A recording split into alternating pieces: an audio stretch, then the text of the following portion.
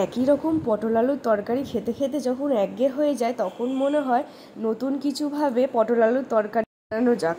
এই না ভাবতে ভাবতে একটু অন্যরকমভাবে বানিয়ে ফেললাম পটল আলুর তরকারি। আর বন্ধুরা, তরকারিটা জাস্ট অসাধারণ খেতে হয়েছিল। তো চলো দেখে নেওয়া যাক কেমনভাবে বানিয়েছিলাম। তো ফার্স্টে দেখো 3টে আলু নিয়ে নিয়েছিলাম, আর একটা টমেটো নিয়েছিলাম, আর দেখো 4টে পটল আমি নিয়েছিলাম, আর 2খানা পেঁয়াজ নিয়েছিলাম। এগুলো কিন্তু খুব ছোটও না খুব বড়ও না, মাঝারি সাইজের। আর দেখো রসুন নিয়েছিলাম 6টা মতো ছোট ছোট, আর দেখো কাঁচা লঙ্কা নিয়েছিলাম। তো তোমরা কাঁচা লঙ্কাটা যেরকম ঝাল পছন্দ করো সেরকম নিতে পারো। তো আমি বেশি ঝাল পছন্দ করি না, যার জন্য আমি বেশি করে নিইনি।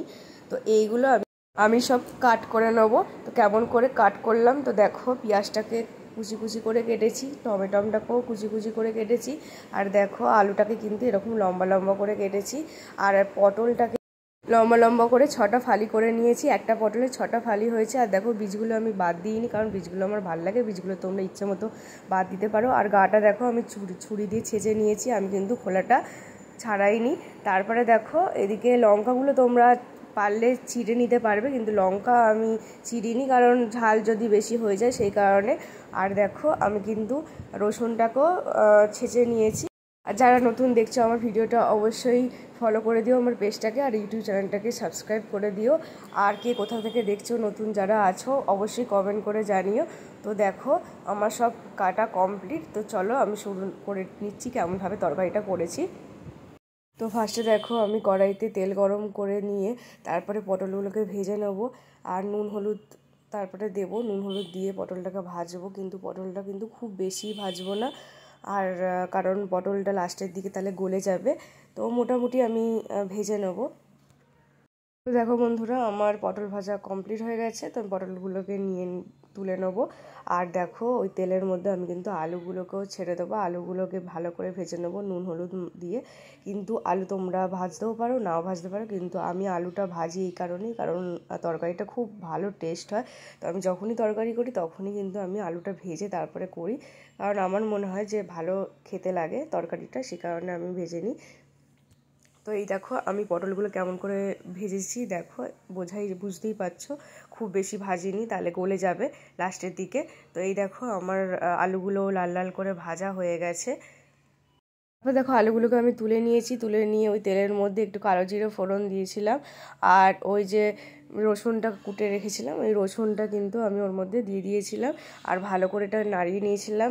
দেখবে যতক্ষণ না এটা সুন্দর একটা গন্ধ আসে ততক্ষণ একটুখানি ভেজে নেবো রসুনটা, যাতে রসুনের কাঁচা গন্ধটা চলে যায়। তারপরে ভাজার পর খুব সুন্দর একটা গন্ধ এসেছিলো।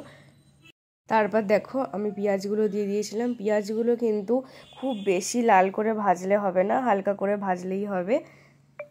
তো দেখো যখন আমার মোটামুটি ভাজা হয়ে গেছে তখন আমি কিন্তু এর মধ্যে টমেটোটা আর লঙ্কাটা দিয়ে দেবো। তো টমেটো আর লঙ্কা দেওয়ার পর তো টমেটোটা যতক্ষণ না গলে যাচ্ছে ততক্ষণ আমি একটুখানি নাড়িয়ে নেবো।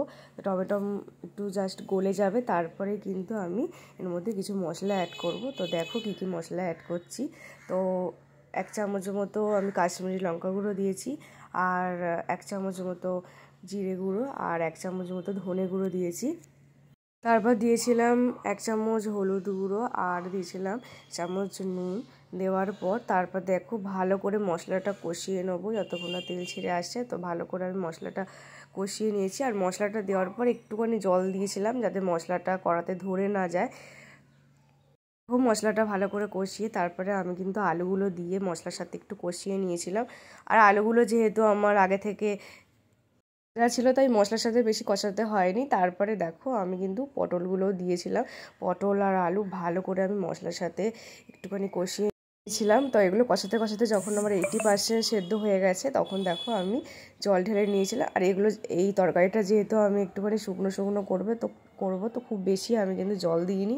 আবার জল দিয়ে একটুখানি নেড়ে ছেড়ে দেখো আমি কিন্তু ঢাকনা চাপা দিয়ে দিয়েছিলাম, আর এটা কিন্তু মিডিয়াম আঁচেই করেছিলাম।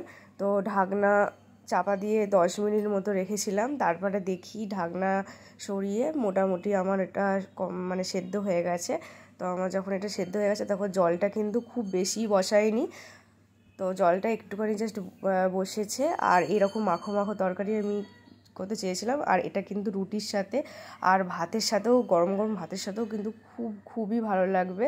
তো খুবই টেস্টি হয়েছিল। তো আমার রান্না কমপ্লিট। আর তোমরা যারা এরকমভাবে ট্রাই করোনি, তো একবার ট্রাই করে জানিও কেমন হয়েছে। অবশ্যই আমাকে কমেন্ট করে জানিও। আর ভালো লাগলে অনেক অনেক করে শেয়ার করে দিও। Tata, by.